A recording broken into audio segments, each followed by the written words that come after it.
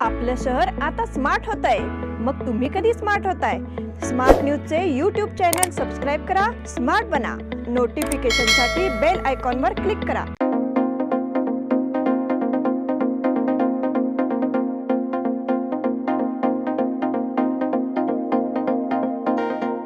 नमस्कार, मैं Omkar Angadi smart plus के आज के समाचार में आपका स्वागत. नजर सबसे पहले सुर्खियों पर. लोकसभा चुनाव के मुद्दे पर प्रदेश भाजपा में अंदरूनी गुटबाजी. शरद पवार और संजय राउत को जान से मारने की धमकी. पति ने पत्नी की हत्या कर की आत्महत्या.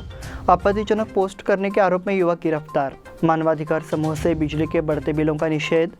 500 रुपये नोट के चलन से वापस नहीं लिए जाएंगे, आरबीआई की जानकारी. गृह ज्योति योजना के आवेदन 15 से जमा होंगे. दर्पण संस्था द्वारा विद्यार्थियों को पुस्तिकाओं का वितरण.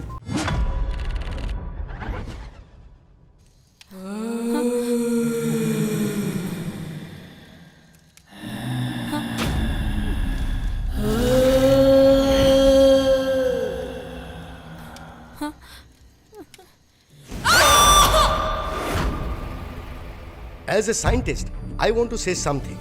राहु काल में सूर्य और धरती के बीच एक छाया पड़ती है, जिसकी वजह से धरती पर आने वाली पॉजिटिव एनर्जी कट हो जाती है और तब नेगेटिव एनर्जी बहुत ज्यादा हो जाती है.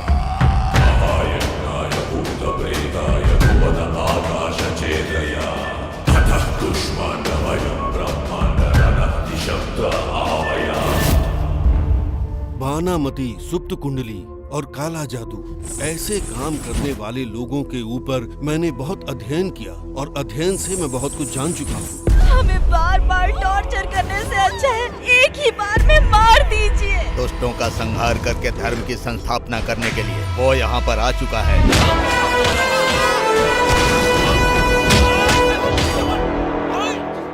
बदलाव लाने वाला गांधी नहीं होता और बंदूक चलाने वाला गोडसे नहीं होता. 5 इंच के दिल में 1 इंच भी देश अभिमान हो तो काफी है. वही क्रांतिकारी कहलाता है. जनगण मन अधिनायक तुम्हें ही बनना है. जय है करके हम सभी को चिल्लाना है. जंगल में जानवरों की फोटो खींचने वालों को आपने देखा होगा, मगर गुफा के अंदर घुसकर शेर का शिकार करने वाले को मैंने देखा है. अगले सोमवार को अमावस है. मेरे पिताजी यहीं बैठे बैठे उन दोनों हस्तियों की हस्ती मिटा देंगे.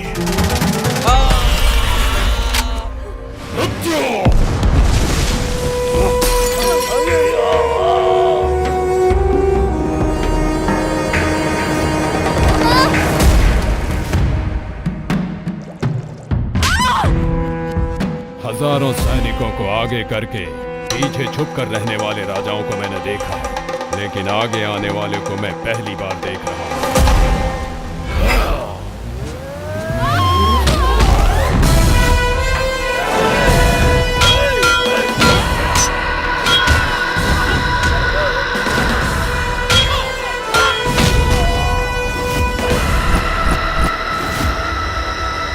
उस राजवंश का सर्वनाश हो जाए, ये तेरी माँ की प्रतिज्ञा है.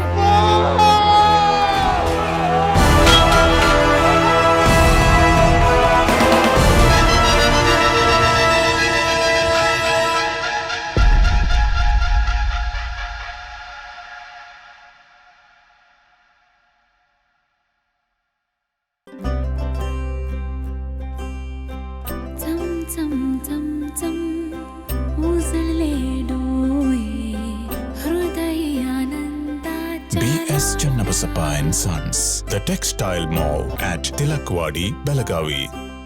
अब समाचार विस्तार से. कर्नाटक विधानसभा चुनाव में भारी हार के बाद कर्नाटक भाजपा संगठन में बहुत असंतोष है. अगले साल अप्रैल मई के बीच होने वाले लोकसभा चुनाव के लिए उम्मीदवारी को लेकर पार्टी के भीतर पहले से एक खुला विवाद है. कर्नाटक के पूर्व मुख्यमंत्री और उत्तर बेंगलुरु के सांसद डीवी सदानंद गौड़ा ने आरोप लगाया है कि पार्टी के कुछ नेता उनका टिकट काटने की साजिश रच रहे हैं. पिछले सोमवार को हावेरी गदग से 3 बार के सांसद शिवकुमार उदासी ने व्यक्तिगत कारणों से राजनीतिक सेवानिवृत्ति की घोषणा की. उन्होंने राज्य के पार्टी नेताओं को सूचित कर दिया है कि वो अगले साल होने वाले चुनाव में नहीं उतरेंगे. ये उदासी द्वारा दिया गया. कर्नाटक भाजपा के प्रदेश अध्यक्ष और दक्षिण कन्नड़ से 3 बार के सांसद नलिन कुमार कटील, पूर्व केंद्रीय मंत्री और उत्तर कन्नड़ से 6 बार के सांसद अनंत कुमार हेगड़े उनमें से किसी एक को पार्टी का टिकट देने से इनकार कर सकते हैं. शरद पवार और संजय राउत को जान से मारने की धमकी. एनसीपी अध्यक्ष शरद पवार को जान से मारने की धमकी मिली है। ट्विटर पर एक शख्स ने धमकी दी है। इस तरह की बात से हड़कंप मच गया है। सांसद सुप्रिया सुले ने इस मामले को गंभीरता से लिया और तुरंत पुलिस आयुक्त से मुलाकात की। इसके बाद वो मीडिया से बात कर रही थी। पवार साहब महाराष्ट्र के ही नहीं बल्कि देश के भी वरिष्ठ नेता है। सुप्रिया सुले ने कहा, अगर उन्हें कुछ होता है तो वो न केवल राज्य के लिए बल्कि देश के गृह मामलों के लिए भी जिम्मेदारी होगी। इस दौरान उन्होंने कहा कि अगर शरद पवार को कुछ होता है तो वे गृह मामलों के लिए जिम्मेदार है। इसके बाद राज्य के गृह मंत्री देवेंद्र फडणवीस ने उस धमकी के बाद शरद पवार को चेतावनी जारी की है। नेताओं की धमकी बर्दाश्त नहीं की जाएगी। शरद पवार के बाद संजय राउत और सुनील राउत को जान से मारने की धमकी मिली है। पति ने पत्नी की हत्या कर की आत्महत्या। पति ने अपनी पत्नी की गला घोटकर हत्या कर दी। पत्नी के खून से लथपथ होने के बाद पति ने भी आत्महत्या कर ली। घटना रायबाग तालुका के चिंचनी कस्बे की है। दरियाप्पा खोत उस पति का नाम है जिसने अपनी पत्नी की हत्या कर आत्महत्या कर ली। दरियाप्पा ने अपनी पत्नी उषा खोत को धारदार चाकू से मार डाला और खुद को भी मार डाला। पड़ोसियों के मुताबिक दरियाप्पा और उषा खुशहाल जीवन जी रहे थे। इस वजह से दरियाप्पा ने अपनी पत्नी की हत्या क्यों की और आत्महत्या क्यों की, इसका सही कारण सामने नहीं आया है। कुर्जी थाने में मामला दर्ज कर लिया गया है और पुलिस मामले की जांच कर रही है। आपत्तिजनक पोस्ट करने के आरोप में युवक गिरफ्तार। कोल्हापुर निपानी के बाद सोशल मीडिया पर आपत्तिजनक पोस्ट कर बेलगाम में माहौल बनाने की कोशिश की जा रही है। एपीएमसी पुलिस ने कल इसी तरह की कोशिश करने के आरोप में बेलगाम के शाहूनगर से एक युवक को गिरफ्तार किया है। कोल्हापुर दंगे की वजह बनने वाली आपत्तिजनक पोस्ट बेलगाम में प्रसारित की जा रही है।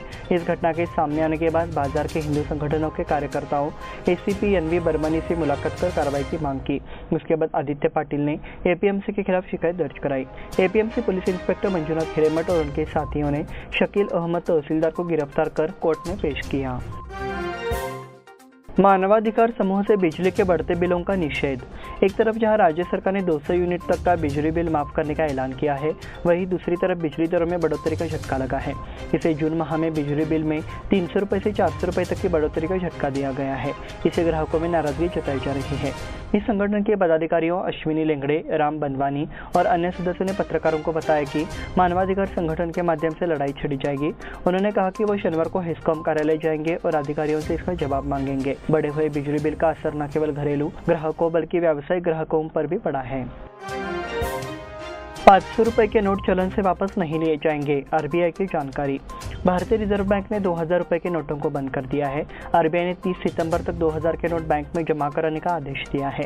केंद्र सरकार द्वारा नोटबंदी की घोषणा के बाद प्रचलन में आए नोटों को इतनी जल्दी बंद कर दिए जाने पर कई लोगों की भौहें तन गई। अब चर्चा है कि चलन से 500 के नोट भी वापस ले लिए जाएंगे। ये भी कहा जा रहा है कि 1000 रुपए के नोट बाजार में पेश किए जाएंगे। इस पर आरबीआई ने सफाई भी दी है। आरबीआई गवर्नर शक्तिकांत दास ने आज प्रेस कॉन्फ्रेंस कर जानकारी दी। शक्तिकांत दास ने दावे का खंडन करते हुए कहा कि 500 के नोटों को बंद करने या 1000 के नोटों को फिर से पेश करने की कोई योजना नहीं है। उन्होंने लोगों से अफवाहों पर विश्वास न करने का भी आग्रह किया। गृह ज्योति योजना के आवेदन 15 से जमा होंगे।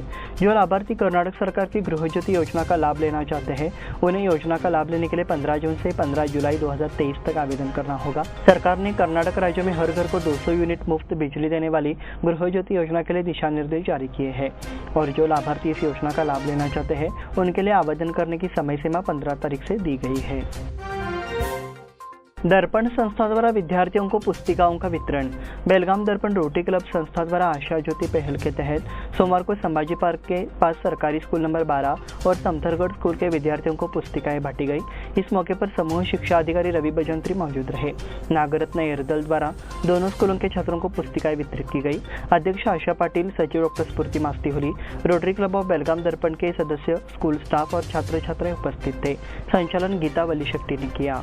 इस बुलेटिन में वक्त हो गए छोटे से ब्रेक का। देखते रहे स्मार्ट प्लस।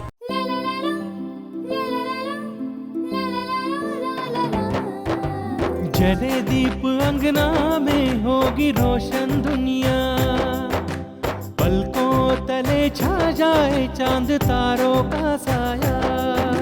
रंगोली में खिले रंग खुशियों के भी तराने, तन मन झिलमिल जाए हर पल होंगे सुहाने। ये अटूट बंधन खिले हर आशियाना, रंग वस्त्रों का खजाना मन भाए आराधना। रंग वस्त्रों का खजाना मन भाए आराधना। आराधना मारुति गली बेलगाम। मन भाए आराधना।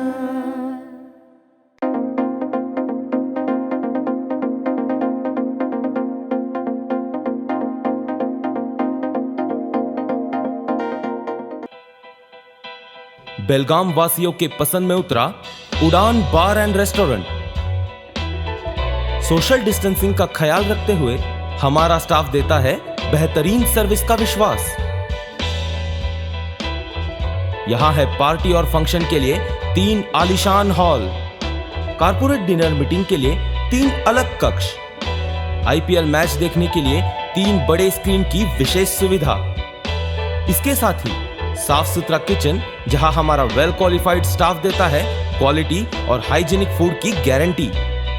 तो फिर खाने की हो बात तो आना परिवार के साथ। उड़ान बार एंड रेस्टोरेंट, लिंगराज कॉलेज के पास, बेलगावी। फोन 0831243577। आपल्या लाडक्या मुलामुलीच्या लग्नाचा प्रश्न सोडवायचा आहे? एखाद्या चांगल्या मार्गदर्शक संस्थेचा शोध घ्यायचा आहे? मग आपला शोध इथेच थांबतो आहे। श्री स्वामी समर्थ वधूवर सूचक केंद्र मॅरेज ब्युरो। आमच्याकडे सर्व जाती धर्माची 40,000हून अधिक स्थळे उपलब्ध।